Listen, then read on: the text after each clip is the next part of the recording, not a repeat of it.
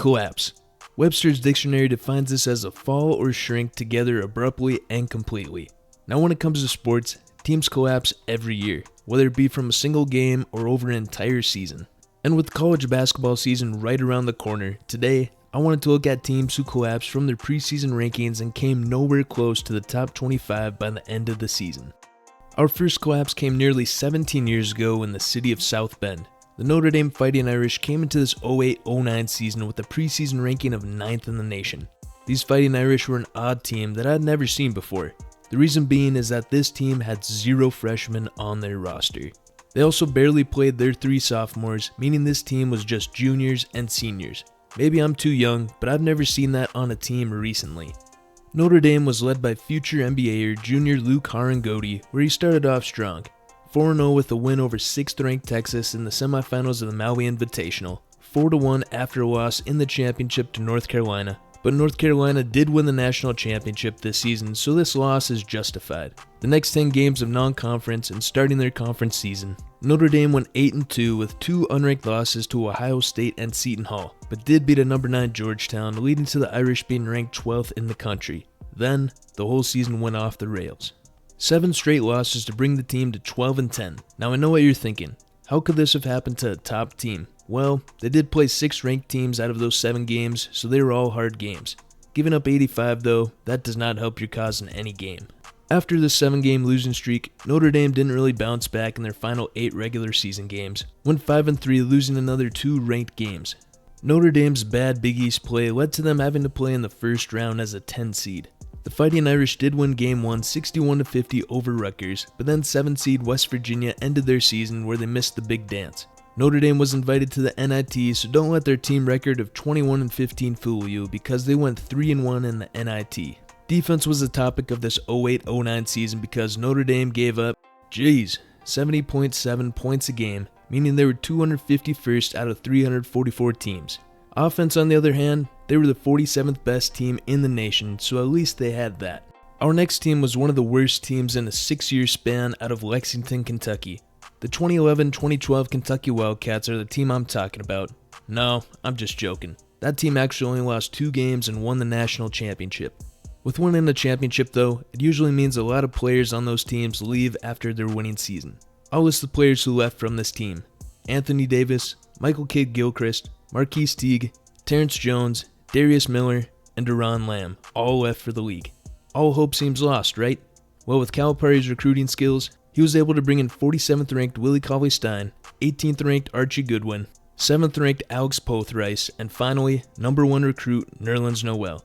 The championship and the high recruits got Kentucky a preseason ranking of 3rd for the 12-13 season. With a new team, it's suspected that it will take a while to gel together, and that was the Wildcats' case. First 7 games, the team went 4-3, losing to a ranked Duke and having 2 non-ranked losses, which knocked them out of the rankings. Fast forward to early February, and Kentucky was sitting at a record of 17-6 and got back into the top 25, being 25th. Then the moment when Kentucky's season ended. In a ranked matchup at Florida on February 12th, number 1 recruit Nerlens Noel suffered a torn ACL in this 52-69 loss. Noel, who led the country in blocks and nearly had a double-double on the season, would be gone for the rest of the year, which was a critical blow. Just 7 games left in the regular season, the Wildcats once again went 4-3, but this time losing to 3 unranked teams and giving up 71 points a game, ending their regular season at 21-10. Luckily for the conference tourney, Kentucky was 12-6 in conference, tied with 2 teams, but they had the tiebreaker, meaning they became the 2 seed.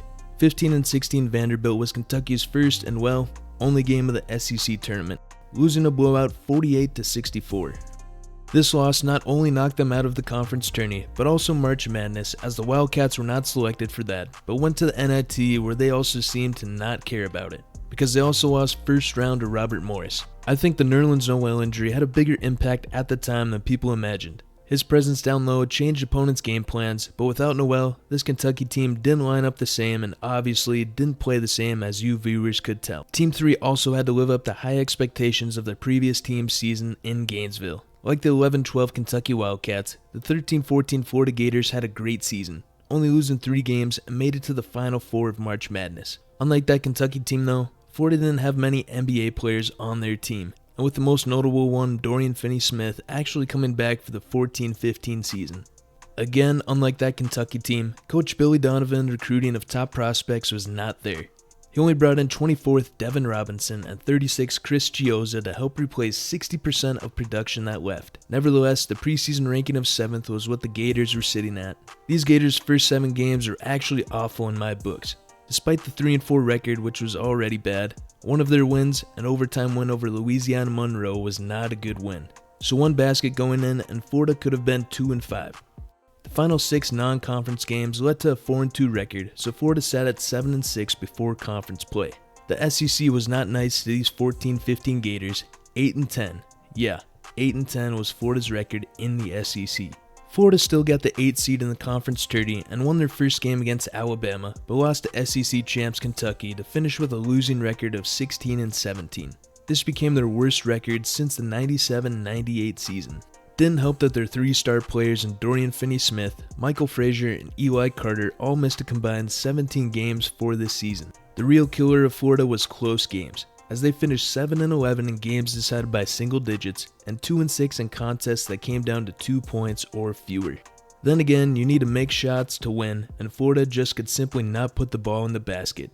Their 63.7 points per game the Gators scored this season ranked 266th nationally and was the team's lowest average since the 1950-51 of 62.7. Defense was stellar though, 27th best in the country, but again, need to score to win. Bloomington, Indiana saw our 5th team, who was acting unlike the others on this list. Indiana Hoosiers under Tom Crean in the 2016-17 season were led by juniors James Blackman, Robert Johnson, and sophomores Thomas Bryan and OG Anunoby. Preseason ranking of 11th, but this would change quickly. Game 1 in the Armed Forces Classic was a win 103-99 in overtime over number 3 Kansas. Back-to-back wins over small D1 teams rose the Hoosiers up to 3rd in the nation, but a bad loss to Purdue Fort Wayne in overtime knocked them back down to 13th. Don't worry though, the next 5 games Indiana won, mainly against small teams, and oh yeah, number 3 North Carolina. Anyways, Indiana sat at number 9 in the country and an 8-1 record after that North Carolina game. But then, the next 6 went on a little of the opposite way, 2-4, and where they dropped out of the top 25 with a 10-5 record. First part of conference play went well, 4-1, then the final 11 games, they possibly could have went 1-10. Not to mention losing expected lottery pick OG Anunoby when he had a knee injury causing him to miss the rest of the season, which in retrospect had a way bigger impact than I think many thought. Starting these final 11 games was a loss to Michigan, then Northwestern, went to triple overtime with Penn State for the win, a 5-game losing streak, beat Northwestern by 1 at home, lost to Purdue, and ending the regular season with a win by 4 over Ohio State. Like I said, if Penn State made a shot or Northwestern made one more, these Hoosiers could have been a lot worse, but they escaped with a 17-14 record for the Big Ten tourney. Indiana upset 7th seed Iowa in the tourney, but number 2 seed Wisconsin ended their season. Indiana missed the big dance for only the 5th time, so this meant that NIT came calling, and Indiana got bounced round 1 to end their season with an 18-16 record, another team that suffered from bad defensive performances all year. The Hoosiers gave up 73.3 points per game, being 209th in the nation, especially in their 7-11 Big Ten play where they gave up 78 a game. Not a good recipe for success. The final team out of Chapel Hill was the highest ranked team in this video to fully collapse. Another team to make the championship the year prior only lost by 3 as an 8 seed. North Carolina came out of nowhere during 2020 March Madness and where the team only really lost one man, Brady Manick. The media saw this and gave UNC the ultimate prize, number 1 in the preseason poll for the 22-23 season. Armando Bacot, RJ Davis, Caleb Love, Leaky Black, Pete Nance. Sounds like an all-time college lineup if you ask me. A quick 5-0 start to the season, all against low-level D1 teams. Then real competition started, where it led to 4 straight losses. By the end of non-conference games and the start of the ACC play, the Tar Heels were turning it around, going 10-2, even getting back into the top 25 at one point after beating Michigan. Then to lose it the next week after with a loss to Pitt. Anyways, a record of 15-17 wasn't bad. But the biggest story of the year came about as there was apparent beef between RJ Davis and Caleb Love over a woman around this early February timeframe. It was a rumor that Love got with RJ's girl, who was a player in the UNC's women team, and that this led to the two not sitting next to each other in class. Duke fans made a chant about this when UNC came to Cameron Indoor, and it got the country talking. Now Love and Davis both tweeted out that they were cool with each other, but these Tar Heels started playing their worst basketball of the year at this point. From February 1st, around the time of the rumor, to the end of the regular season of March 4th, UNC went to sad 4-6. North Carolina was the 7th seed in the ACC tourney, winning Game 1 against Boston College, then losing out to Virginia, ending their 22-23 season. Preseason rankings usually mean nothing to me. I always laugh when people argue in the comments about when this team is ranked above another, when in about a month in college basketball, these rankings change too much. Most of the teams in this video really didn't deserve their high ranking, they just rode the wave of the previous season's success. If you wouldn't mind hitting the like button, the subscribe button, and hitting the bell notifications. Thank you.